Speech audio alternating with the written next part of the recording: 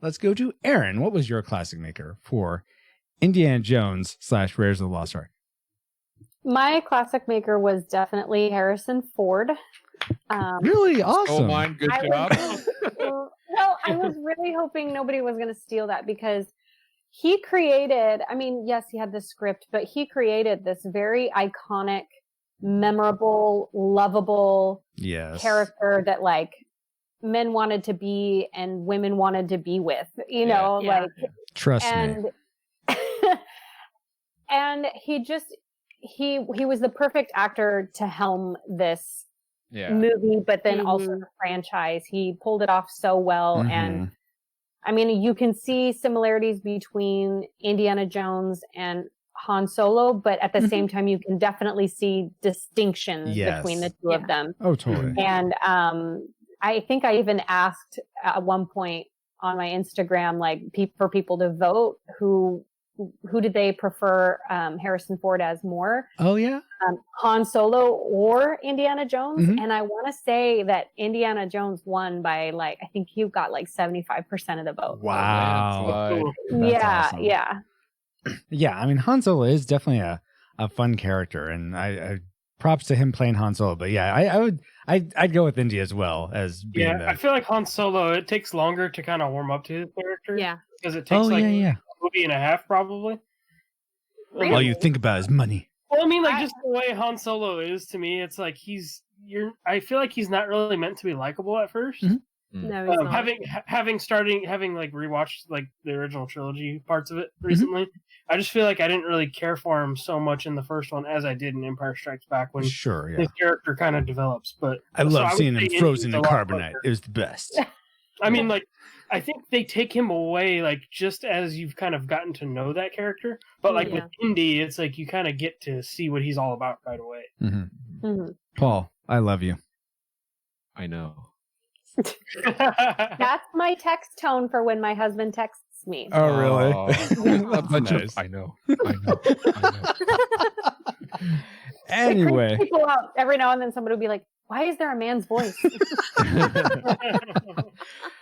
That's awesome though. So Paul, Erin stole your class maker. So anything you want to add to Harrison Ford? Yeah, I'll say to go along with what you said, the pacing. I just find the action scenes so fun and iconic. Yeah, and to have so many throughout the movie, it's just so memorable when people think about this. So, between the boulders and everything, the faces melting off. I don't know if that's much action, but it's amazing.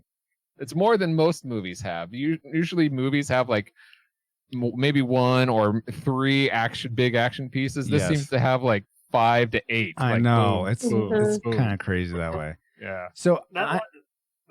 I was going to say, you and Erin, Paul and Erin both liked Harrison Ford.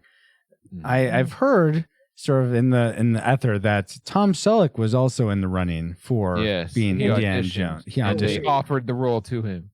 They did. Okay. Oh yes. So yeah. So Celeste, why don't you think Tom Selleck? I'm curious.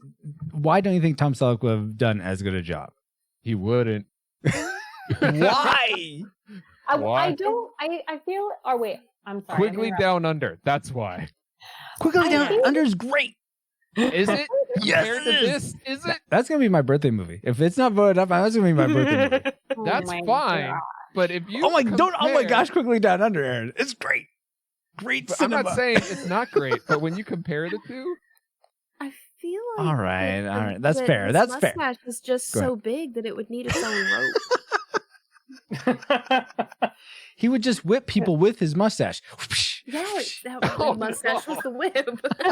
I feel like it would be hard for Tom Selleck to strike the same kind of balance that Harrison Ford had, where he was, witty but fun, but super good at improvisation, but also a little twinge of a scoundrel. Yeah.